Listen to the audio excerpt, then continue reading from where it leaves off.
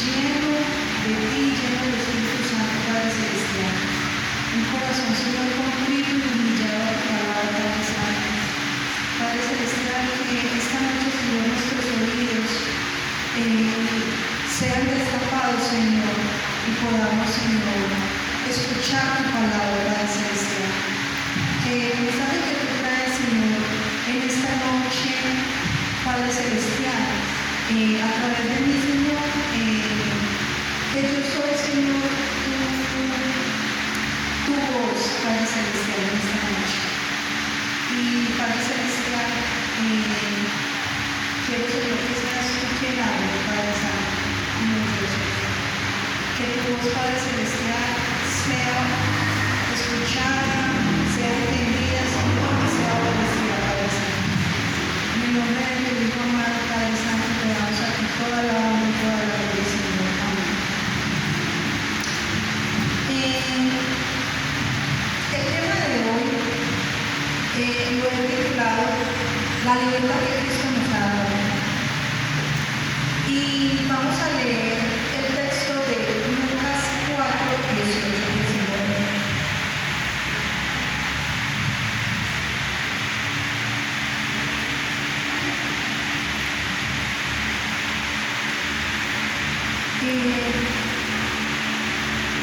Quiero pedirles esta noche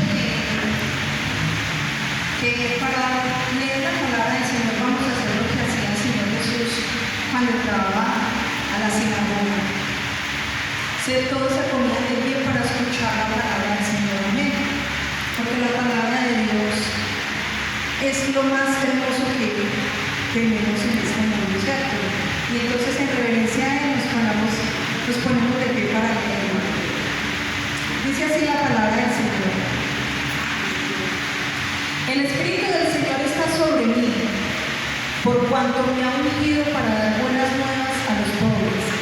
Me ha enviado a sanar a los quebrantados de corazón, a pregonar la libertad a los cautivos y vista a los ciegos, a poner en libertad a los oprimidos. Amén. Bueno, antes de... Ya podemos sentarnos, hermanos, gracias. Antes de entrar en el tema principal, también quiero leer Isaías 61, unidos.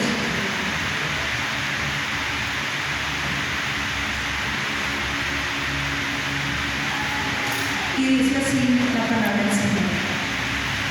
El Espíritu de Jehová, el Señor, está sobre mí, porque me ungió Jehová, me ha enviado a predicar buenas nuevas a los abatidos, a brindar a los quebrantados de corazón, a publicar la libertad a los cautivos y a los presos a apertura de la cárcel. Amén. Hermanos, resulta que Isaías fue el primer profeta mayor y quien profetizó la venida del Mesías. Resulta que entre Isaías 61, 22 y Lucas 4, 18 y 19, no se sabe más o menos cuánto tiempo pasó, pero según teólogos que han estudiado la palabra, más o menos dicen que entre 200 y 300 años pasó para poder cumplida esta profecía que fue profetizada por Jesús en Nazaret.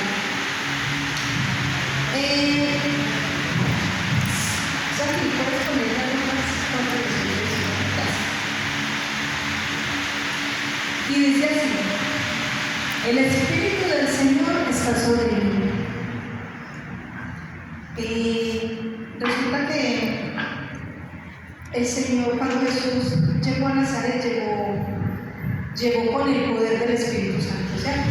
Llegó primero a Galilea y pregonó, hizo milagros, ¿cierto? Y pasando un año más o menos, Jesús llegó a su pueblo natal, que era Nazaret, y allí ya Jesús cuando llegó a Galilea, llegó con el poder del Espíritu Santo y hacía milagros. Resulta que investigando en el diccionario, nos dice la palabra poder, ¿cierto? la primera palabra, el poder del Espíritu Santo. Entonces el poder, leyendo yo en un diccionario, el significado de la palabra poder significa dominio, mando, influencia y autoridad para mandar. También nos dice la palabra que llegó llena del Espíritu Santo. Y como hemos venido estudiando cultos atrás, también hemos aprendido del Espíritu Santo, ¿cierto? Nos dice que sabemos que el Espíritu Santo se compone de funciones. Y esas funciones son guía, protege, purifica, llena de esperanza, convence, enseña y testifica. También tiene características que son invisible, inmaterial, poderoso, omnipotente. Tiene manifestaciones y esas manifestaciones son a través de agua, del óleo o aceite, de la nube, luz, de las manos y como amo del cielo a través de una paloma, ¿cierto? También tiene una relación con el ser humano y esa relación es morar en el creyente, lo sella en Cristo.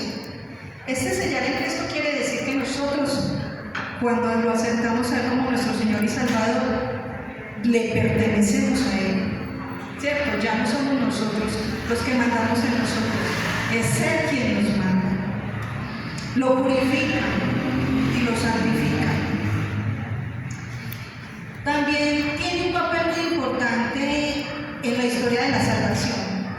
Y ese papel importante es que nos convence de pecado, nos purifica de corazón, nos purifica corazones, guía en decisiones y protege del peligro. Amén. Ahora sí, vamos a pasar al segundo punto que dice, por cuanto me ha ungido para dar buenas nuevas a los pobres. Cuando escuchamos pobres, siempre nos imaginamos a personas mal económicamente. Pero en eso está bien, porque eso significa la palabra pobre. Pero resulta que Jesús, para Jesús era más importante no tanto lo exterior, sino lo interior. No, vemos que para Jesús era importante porque miramos que Él hacía milagros, también cuando le dio de comer a los 5,000. Y también resulta que en Deuteronomios 2, 18-21, Él dejó unas instrucciones a los sembradores. Y esas instrucciones era que si caía semilla al piso, que no se devolvieran a recoger esas semillas, ni el trigo, que eso le pertenecía a los extranjeros, a los pobres que no tenían que comer, eso les pertenecía a los huérfanos y a las viudas. Entonces para Jesús era muy importante los pobres, ¿cierto? Él se preocupaba por los pobres, hablando económicamente.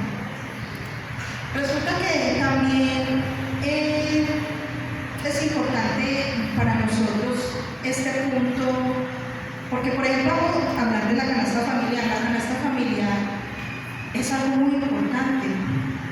Nosotros tenemos que tener empatía y obedecer lo que el Señor nos mandó, ¿cierto? Así como le dio instrucciones a los sembradores, eso también aplica para nosotros. Que a nosotros nos nazca de corazón traer cada 8 días, no digo cada 8 días o cada 15 días cuando se entrega la canasta familiar, que no nos tengan que decir, mira hermanos, dentro de 8 días se va a entregar la canasta familiar, entonces para que traigan las cosas. No. Que en nuestros corazones sepamos y en nuestra mente sepamos que eso es un deber que Dios nos dio, ¿cierto? Y que cuando traigamos ese regalo que queramos dar y ponerlo en la canasta, lo hagamos con amor, con la responsabilidad que Dios nos puso y sin importar a quién le toque. Amén. Dice que para Jesús es importante lo interno. Lo interno, pobres internamente quiere decir a los que son infelices, a los que viven tristes, al que inspira lástima, ¿cierto? Por ejemplo, vámonos al caso de los muchachos que se sientan aquí en las escalas. Esos muchachos que se sientan a beber, a tirar vicio, o algún conocido que tengamos que vive como en amargura, como que se deprimen y se meten en una tristeza que no pueden ver más allá de eso. Resulta que debemos pedirle al Espíritu Santo que nos abran esas rejas para poder salir y disfrutar de todo lo que Dios nos ha dado. No cerrarnos nosotros en la tristeza. Debemos dejar que Dios actúe, debemos dejar al Espíritu Santo que actúe en estas áreas, que nos ayude a dejar las tristezas, que nos ayude a dejar lo que nos oprime, que nos ayude a dejar lo que no nos deja como avanzar, como que no nos deja avanzar en el camino, sino que nos hundimos en la tristeza y buscamos refugio en el trago, en el vicio, más no debemos buscar esa protección y ese refugio que es en nuestro Señor Jesucristo. Cuando nosotros permitimos que el Señor o el Espíritu Santo obre en nosotros, podemos disfrutar de la familia, de amigos, del trabajo, porque muchas veces tenemos trabajos que nos gustan.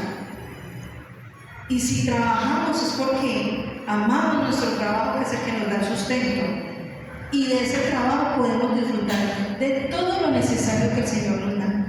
No necesitamos riquezas, no necesitamos mansiones, porque aún los ricos, con toda su riqueza, no son felices. Sigamos. También nos dice el versículo, para devolver la vista a los cielos.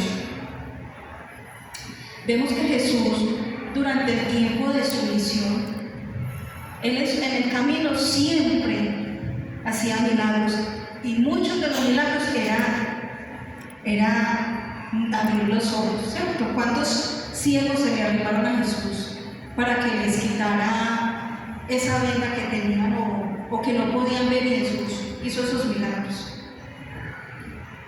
Pero resulta que para Jesús una persona ciega, sí es incapaz, en su interior es incapaz de ver sus errores. Ellas no piensan con claridad. Muchas veces nosotros, humanamente, porque es de humanos errar, es de humanos tener defectos, pero que esos defectos no nos aten. Por ejemplo, esos defectos que son la ira, el enojo, el altivez, el ego. Todo eso, hermanos, no nos permite ver las cosas. ¿Cuántas personas en medio de su vida han matado a personas? ¿O cuántas personas de pronto alguien insulta y lo primero que hace es ir a agarrarse o insultarse? ¿Cierto? Es esa falta de tolerancia. Entonces, la pregunta aquí que tengo es, ¿qué es lo que no me permite ver? ¿Qué es lo que no me permite ver los obstáculos que tengo en el camino? ¿Qué es lo que no me permite ver los tropiezos que tengo en el camino? ¿En qué es lo que me tiene Satanás engañada o atada, que no me permite ver los errores que yo tengo? ¿Qué es lo que no me permite ver a mi alrededor? ¿Cierto? Porque a veces somos tan egoístas que a nosotros no nos importa lo de la gente. A nosotros nos pueden decir, oremos por aquel hermano, de costumbre Lo hago en ese instante, lo hago. Pero lo estoy haciendo de corazón. Estoy haciendo de corazón ese deber de orar por mi prójimo. ¿Qué es lo que no me permite ver a mi alrededor? Resulta, hermanos, que yo pude experimentar este punto. En este punto resulta que yo trabajaba con un hermano y tuve un problema con él. Y yo a mi hermano lo amo mucho. Pero resulta que tuvimos unas discusión tras discusión, y mi corazón empezó a llenarse de ira. Mi corazón se empezó a llenar de enojo. Mi corazón no me permitía ver lo que él estaba diciendo. Y resulta que terminamos enojados. Al punto en que ese enojo que yo tuve hacia mi hermano, yo decía, no me importa lo que le pase. No me importa. No lo quiero volver a ver. Pero hermanos, cuando el Señor nos llama, el Espíritu Santo nos redarguye. Amén. Nosotros, para poder dejar de sentir todos estos enojos, iras, debemos pedirle al Espíritu Santo que nos muestre, que nos diga, Señor, pues, ¿qué es en lo que estoy fallando? Muéstrame, Padre, mis errores. Y no solo pedirle que nos muestre, sino obedecerlo. Hay que obedecerlo, hay que cambiar para poder ayudar a otros. ¿Cómo puedo yo ayudar a otro o a mi prójimo si yo no puedo ver mis propios errores? También nos dice el versículo, para rescatar a los que son maltratados. ¿Cuántas personas son maltratadas físicamente? Muchas, ¿cierto? Ese maltrato puede ser a través de palabras, ese maltrato puede ser a través de acciones, con ofensas o malas palabras, incluso a los golpes se puede maltratar a una persona. O llega al punto de que hay personas que ellas mismas se maltratan. ¿Cuántas personas no hemos encontrado que se cortan, se maltratan ellas mismas, se golpean, ¿cierto? Pero también hay personas que son maltratadas moralmente. Esas personas que son maltratadas moralmente son humilladas, son rechazadas, sufren de desengaño sentimental, porque hay personas que son tan vacías de corazón que creen que la felicidad de ellos es otra persona. Y como sienten ese vacío en su corazón, se apegan a personas que no son las correctas. También el egoísmo. En el egoísmo, ¿cuánto hemos sido egoístas? De pronto, eso se ve mucho en los niños, ¿no? En los niños cuando están comiendo algo que les gusta y usted le pide, me da, ¿y qué hace él? O lo escoge o se va, o se enoja si usted le quita, ¿cierto? Entonces, en el egoísmo también podemos maltratar y ser maltratados. Nosotros mismos también nos podemos maltratar. Yo soy una que me miro al espejo y digo, esto no me gusta, esto me queda muy feo. Pero es que esta barriga no me deja, ¿cierto? Y yo soy, no me gusta como soy yo. No sabiendo que Dios me hizo así gordita, bonita, ¿cierto? Y yo misma me he maltratado psicológicamente. Al punto de que hay ropa que me puede quedar bonita, pero si a mí no me gusta, no me la pongo. Y debemos acercarnos como el Señor nos ha mandado. También nos maltratamos cuando decimos no soy capaz.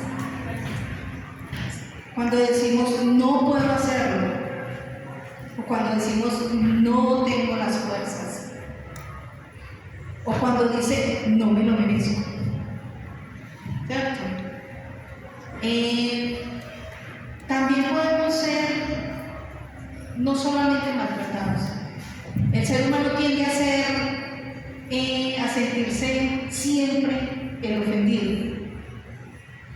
Y nunca vemos que también hemos sido ofendidos.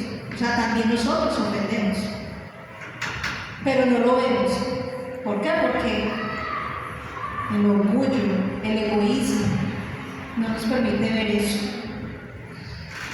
Resulta que podemos ser maltratadores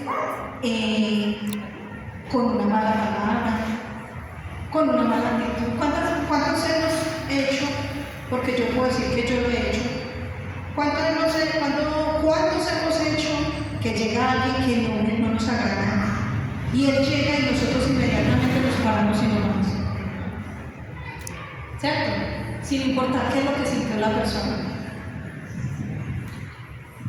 Entonces, esas son las actitudes que debemos sacar de nuestro corazón. Eso es como cuando le decimos al Espíritu Santo, quiero, o cuando le decimos al Señor, Señor, limpia en mí lo que no te agrada, ¿cierto? Pero como estaba en esta ilustración, Señor, saca lo que no te gusta, pero lo que a mí me gusta, no me lo quite. No me lo quite, Señor, porque es que así soy yo quiero ser así. ¿Cuántos hemos dicho que vienen y nos dicen, ves que vos tenés esta falla, porque no cambias en esto? ¿Y cuántos hemos contestado, hermano, es que así soy yo? Si no le gusta, pues bueno, pero no voy a cambiar. ¿Ustedes se imaginan donde el Señor nos diga, no, es que yo soy fuego consumidor y ustedes no me gusta su forma de ser? Y pum, nos calcine. Hermana, yo soy así. Entonces se imagina que el Señor nos dijera eso. ¿Cómo estaríamos nosotros? ¿Cómo estaría el mundo entero? No habría nada. Yo creo que no es que ya no habría nada. Entonces, usted se imagina también, si digamos que cuando Jesús, el Señor, le dijo, vas a ser crucificado por los pecados de mi creación, de lo que yo más he querido, y que Jesús le hubiera dicho, no, pero que cada quien pague sus pecados, ¿no? Porque tengo que morir por ellos, que cada quien pague por lo suyo. Si nos hemos puesto a pensar en eso, debemos dejar el egoísmo, hermanos. Debemos dejar esa altivez. Debemos ser como más compasivos hacia nuestro prójimo. También nos dice el texto que voy a terminar de hablar de mi experiencia. Resulta que, cuando yo tuve este dilema con mi hermano, yo me alejé de él. Pero resulta que la economía estaba fallando, no había plata en el bolsillo. Entonces resulta que alguien me llamó y me dijo, necesito que trabajes conmigo, pero es en el taller de tu hermano, es con tu hermano. Y yo le decía, yo trabajo con usted, pero en otra parte, porque tiene que ser allá. Y él me decía, ¿y dónde? No, es que aquí es. Inclusive él me aconsejaba y me decía, no, es que usted va a estar encerrada sola en una pieza. Yo lo pensé, como también pensé, pues que yo necesito la plata, ¿cierto? Hermano, no hubo de otra, tocó volver. Y esa es una de las maneras que el Señor nos llama. Me tocó dejar mi ego.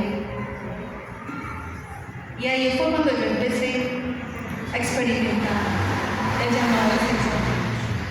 Desde ahí fue que yo empecé el proceso. Cuando yo llegué al taller donde mi hermano, yo llegué y me encerré en la pieza. Cuando yo escucho la voz de mi hermano, ustedes no se alcanzan a imaginar lo que yo sentí. Se me revolvieron todos, el ego, la rabia, todo se me revolvió. Al punto en que se me subió hasta la presión. Y yo en mi mente, que no venga, que no lo quiero ver. Pero cuando el Señor nos llama, y Y cuando el Señor nos castiga, es lo primero que llega. Resulta que mi hermano llegó a la pieza. Y mi hermano apenas me vio, lo primero que hizo fue abrazarme. Cuando él me abrazó, hermanos, esa ira, esa rabia que sentía hacia él, esa rabia se bajó. Yo abracé a mi hermano, le daba picos, él me besaba, me decía perdóname. Y yo le decía perdóneme por haberte ofendido. Porque así como él me ofendió, yo lo ofendí mucho más a él.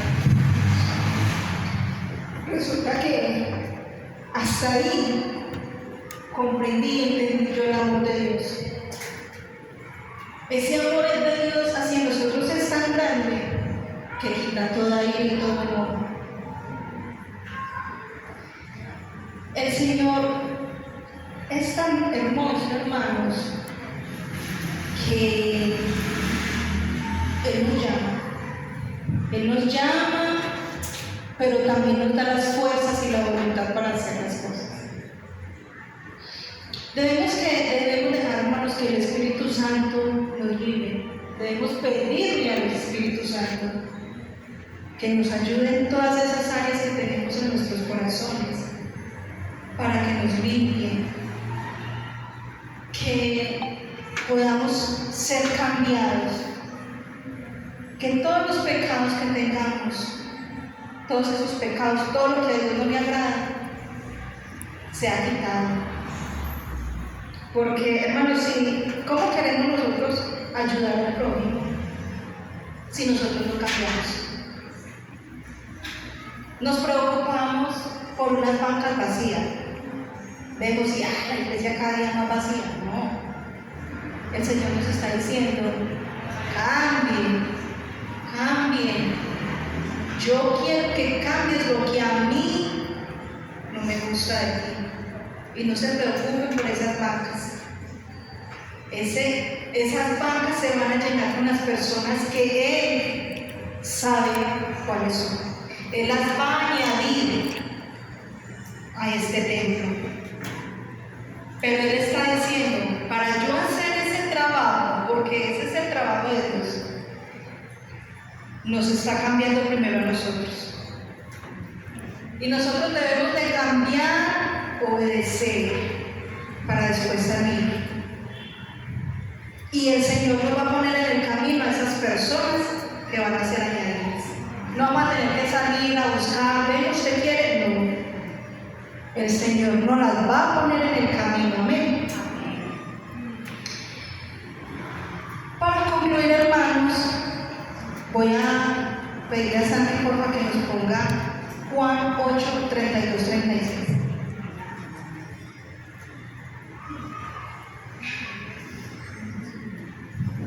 Y dice así la palabra del Señor: y conoceréis la verdad, y la verdad os hará libres.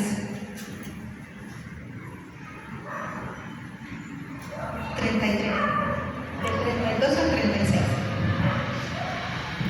Le respondieron: linaje de Abraham somos, y jamás hemos sido esclavos de nadie. ¿Cómo dices tú, seréis libres? Jesús le respondió: de cierto os digo, que todo aquel que hace pecado, esclavo es del pecado. Y el esclavo no queda en la casa para siempre. El hijo sí queda para siempre. ¿Qué quiere decir esto, hermanos? Que el Hijo de Dios puede decir quién es esclavo y quién no, ¿cierto? Ahí nos está diciendo el texto. Que el hijo va a quedar en la casa. Nosotros decidimos si queremos ser esclavos o no.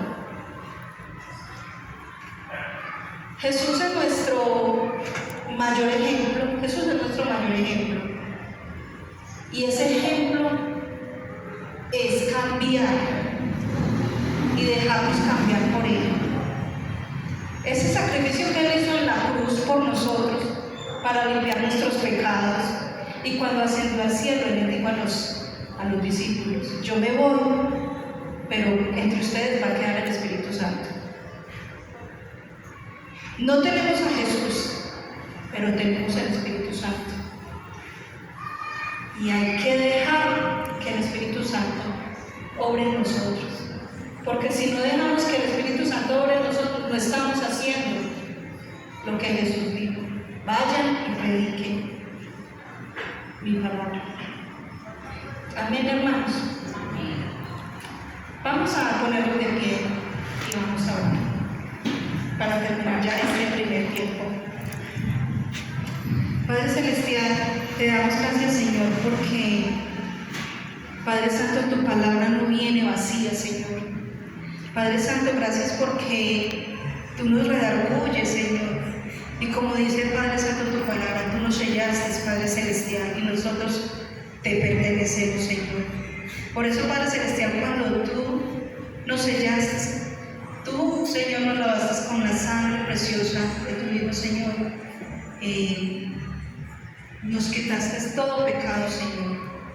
Pero, Señor, perdónanos, Padre Celestial, porque nosotros seguimos atados a las cosas terrenales, Señor, cuando lo que en realidad nos debe importar, Padre Santo, es lo que hay en el cielo, Señor, es lo que tú nos tienes preparados, Padre Celestial, que es mucho mejor, Señor, de lo que vivimos aquí en este mundo. Padre Celestial, allá no va a haber llanto, allí no vamos a tener tristezas, Padre Santo. Allí, Señor, en tus santos lugares, Señor, solo vamos a tener felicidad, no vamos a tener tristezas ni enfermedades, Señor. Perdónanos, Padre Celestial, porque no hemos permitido, Señor, al Espíritu Santo obrar como debe de ser.